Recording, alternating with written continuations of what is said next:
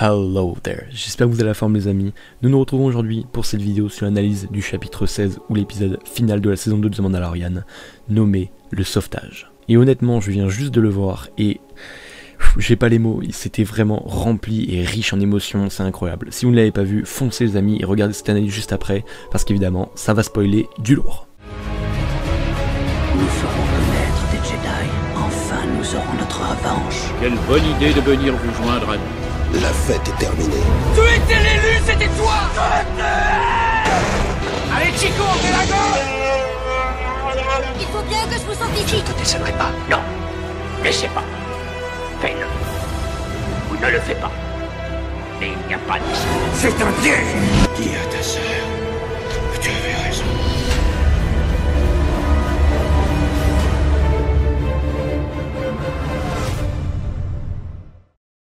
L'épisode démarre avec le Slave One qui prend en chasse une navette impériale, puis l'aborde pour récupérer le docteur Pershing avant qu'il ne rejoigne le Moff Gideon.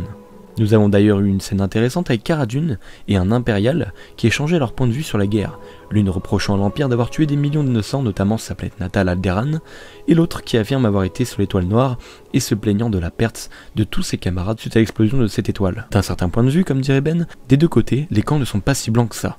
J'aime beaucoup le rappel de cette dualité voulant montrer qu'il n'y a pas vraiment de gentils dans l'histoire, mais il y a toujours ceux qui le sont moins.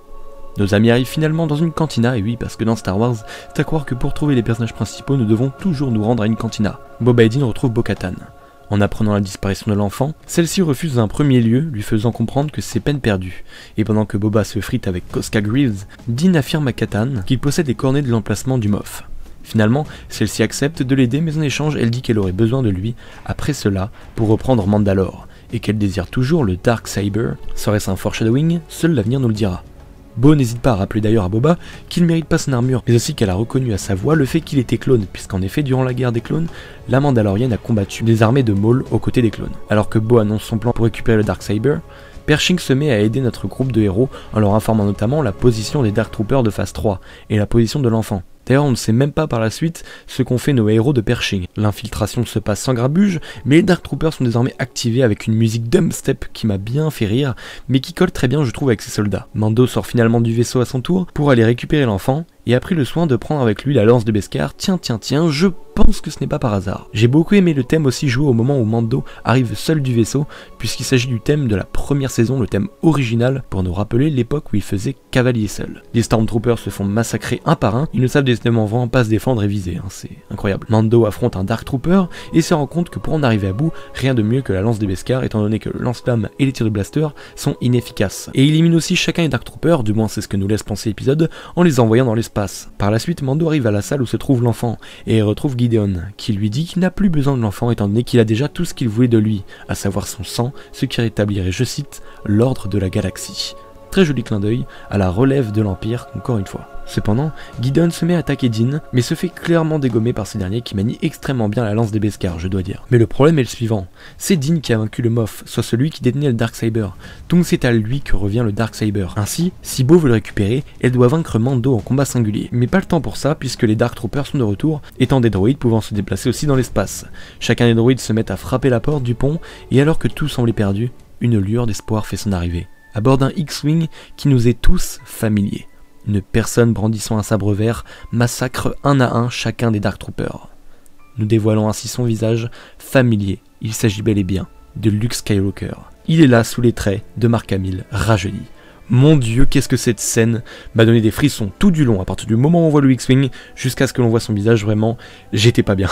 Alors que celui-ci veut récupérer Grogu qui l'a appelé sur Titon, Din lui dit qu'il ne veut pas aller avec lui, mais Luke rétorque qu'il attend en réalité la permission de Din pour cela. Alors c'est dans une scène très touchante que Mando enlève son casque pour que l'enfant voit finalement son visage, indiquant par la même occasion le fait qu'il ait changé de voix et suivra celle des vrais Mandaloriens, tout comme Bo-Katan.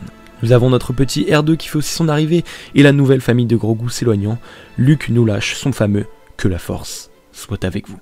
Mais vous en faites pas les amis, puisque Mando a annoncé à Grogu qu'il reviendrait le voir, qu'il lui a promis. Donc dans la saison 3, qui je pense va se tramer autour de la récupération du trône de Mandalore, nous aurons aussi des scènes où Din, je pense, retournera probablement sur Yavin, si on suit l'univers légende, à l'académie Skywalker, pour revoir son petit ami vert. Mais, ce n'est pas fini. L'épisode ne se termine pas là, en effet il y a une scène post-crédit, avec Boba se rendant au palais de Jabba, ou du moins le palais de Bib Fortuna désormais, qui aurait survécu visiblement. Bib Fortuna, pour ceux qui ne savent pas, c'était entre guillemets le second de Jabba the Hutt.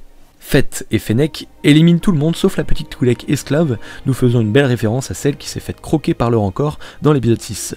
Et Boba ayant pris sa revanche, s'assoit sur le trône du palais. Voilà une belle conclusion pour ce personnage, qui n'en est pas vraiment une, étant donné qu'un livre sur Boba est prévu pour décembre 2021. Je trouve que cette scène apporte notamment une très belle rédemption et un hommage au personnage de Jeremy Bulloch, celui qui a incarné Boba Fett dans la trilogie originale, qui est décédé aujourd'hui même. Voilà les amis pour cet épisode, je l'ai énormément apprécié, il était génial d'enfer, j'ai vraiment aimé la rédemption de Boba Fett, mais aussi la fin douce et amère j'ai envie de dire, parce qu'on n'a plus notre gros goût, il est encore en vie certes, mais il est parti avec Luke, mais je me rassure en me disant que dans la saison 3, nous le reverrons, bref. C'était un excellent épisode, sans doute le meilleur de la série selon moi. Merci à tous d'avoir visionné cette vidéo, si vous avez des théories n'hésitez pas à les mettre dans l'espace commentaire, je pense que je vais vous en faire pas mal pour la saison 3. Merci à tous de rejoindre la force en vous abonnant, c'est super cool de votre part, nous sommes bientôt à 2700 abonnés, c'est génial. Sur ce, je vous dis à tous et à toutes à très vite pour une nouvelle vidéo, portez-vous bien, n'oubliez pas, la force est avec vous, à jamais, comme dirait Luke Skywalker. Voulez-vous nous faire l'honneur de vous joindre à nous ?